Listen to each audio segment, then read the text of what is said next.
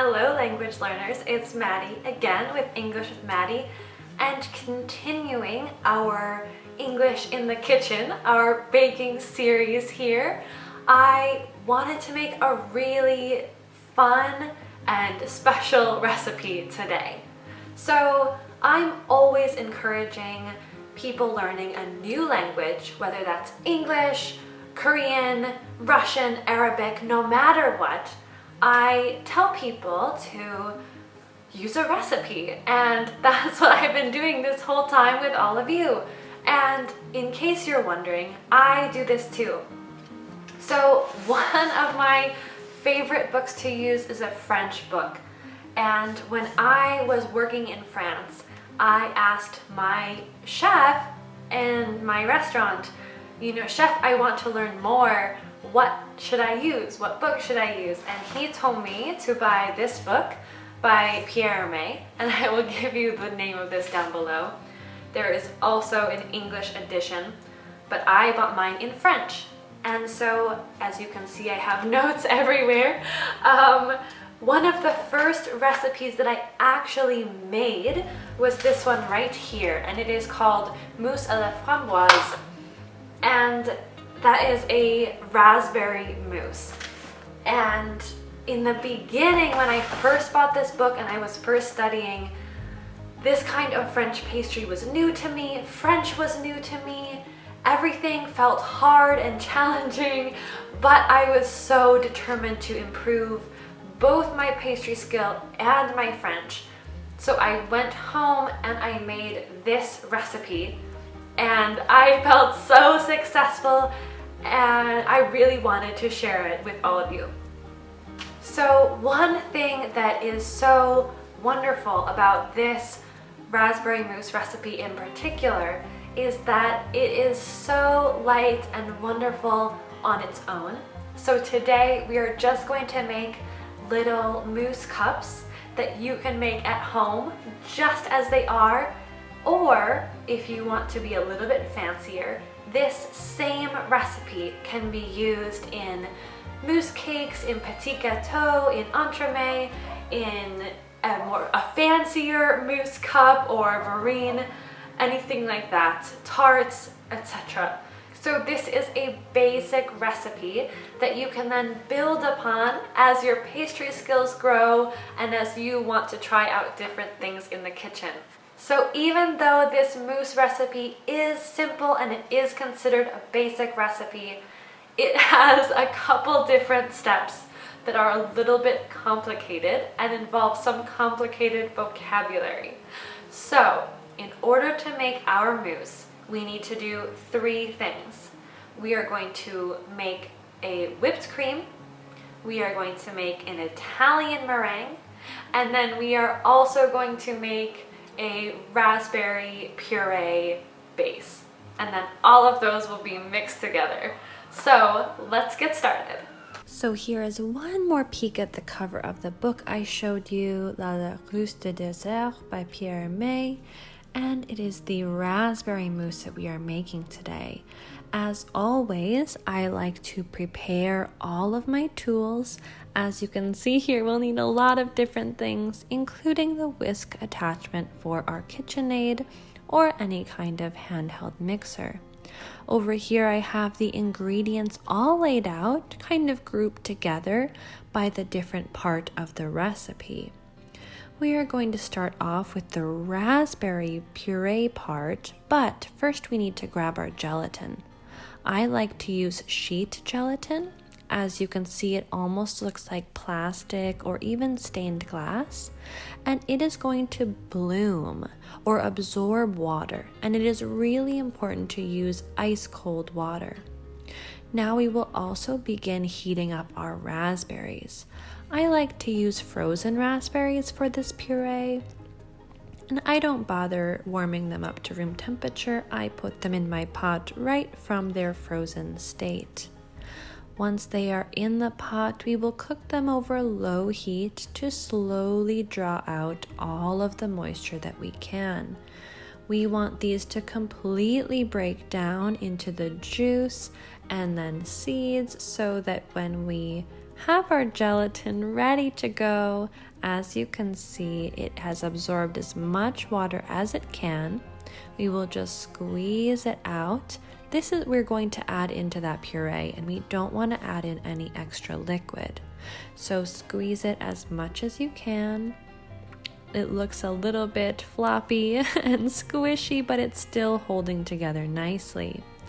This is going to go into the liquefied raspberries off the heat, and then we will squeeze in a bit of fresh lemon juice. This is important to do at the very end of preparing the raspberry puree. Because of all of those seeds, it is really important to also strain the puree using a sifter or fine mesh strainer. I like to use a small whisk because there are so many seeds, the holes can get a little bit clogged. And so using a whisk helps make sure that we have every little bit of puree that we can possibly extract from the raspberries as possible.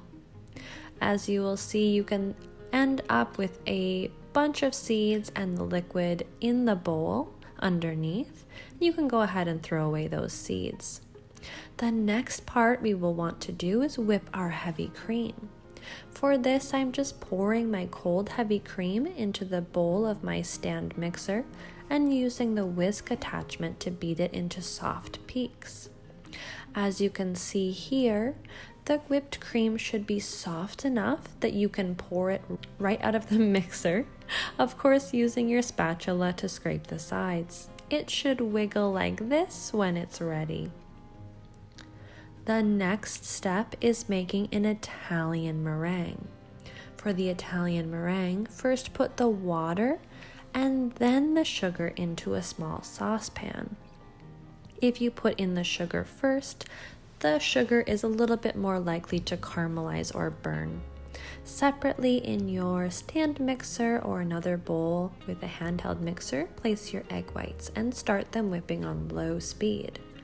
When the sugar begins to boil, you are getting very close to being ready, so you can increase the speed of your mixer to a higher speed to make sure that both the whites and the sugar are ready at the same time. Slowly and carefully pour the very, very hot sugar into the whipping egg whites to create a meringue. You don't want to pour too quickly, and you want to pour against the side of the bowl so you don't end up with a clump of hot sugar or cooked egg whites, overcooked egg whites at the bottom of the bowl. Once the egg whites have cooled down and your meringue has cooled down, you will have really nice, stiff, glossy peaks that look just like this when you lift your whisk attachment out of the mixer. When this is done, you are ready to go and you want to work quite quickly. Your raspberry puree should still be a little bit warm, and you'll want to use a spatula to put about half of the meringue into the raspberry puree. Once about half of the meringue is in the puree, you can use a whisk to break down the meringue and create a homogeneous mixture. Because these two textures are so different, the very light and fluffy meringue and the very liquid raspberry puree, it will take a little bit of effort, but keep going as quickly as possible. You then want to incorporate the rest of the meringue, again using your whisk, but being careful not to slosh things everywhere. As you can see, the textures are still quite different, so this does require a whisk versus just a spatula. Once you have this second half of the Italian meringue incorporated, you want to pour in the whipped cream. At this stage, we really don't want to be deflating any air bubbles or creating huge air bubbles by using the whisk. So it's best to fold the mixture together using your spatula. make sure you're scraping the sides of your bowl as you go so you don't have any white streaks in the final product. Once that mousse comes together, pour all of the mousse into a piping bag, or you can also use a ladle if you don't have a large piping bag.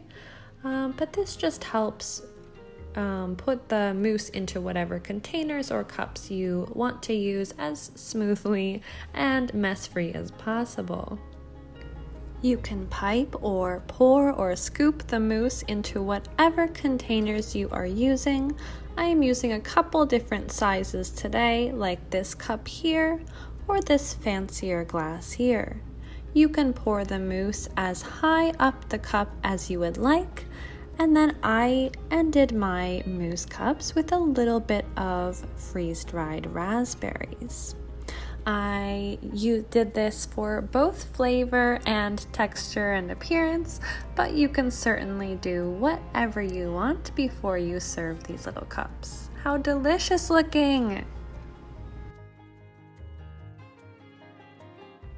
Alright everybody, we just finished making our raspberry mousse together, and I have had it sitting in my refrigerator for a couple of hours so that gelatin has had enough time to firm up and everything is ready in a perfect mousse-like consistency. So, as you can see here, I poured my mousse into a couple different kinds of container.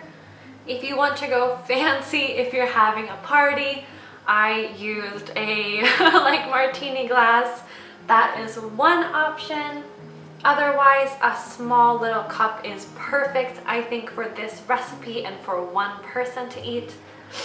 Otherwise, if you have a ramekin or something at home, that also works great. So, I also put a little bit of freeze-dried raspberries over the top, which is really nice and crunchy, but keeps that 100% raspberry flavor going on in the mousse.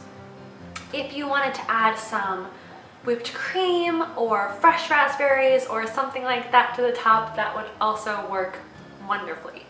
So let's give this a try. Oh, you can just hear it when the spoon goes in. There are so many light bubbles. It's so airy, even just looking at it. And the color, remember we didn't add any food coloring. All right.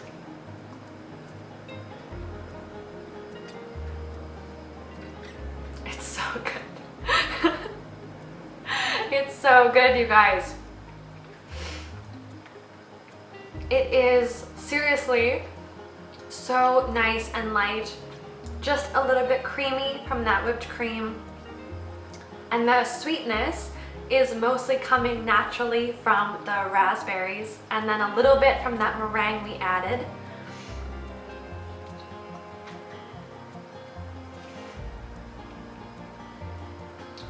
But really, it is an amazing dessert. I hope you can try it at home, follow along with this English recipe to be learning pastry skills and English skills at the same time. Thank you so much for watching today. I so much enjoyed making a mousse with you today and sharing my language and pastry journey. I hope you enjoyed this as well, and I will see you next time on Baking with Maddie.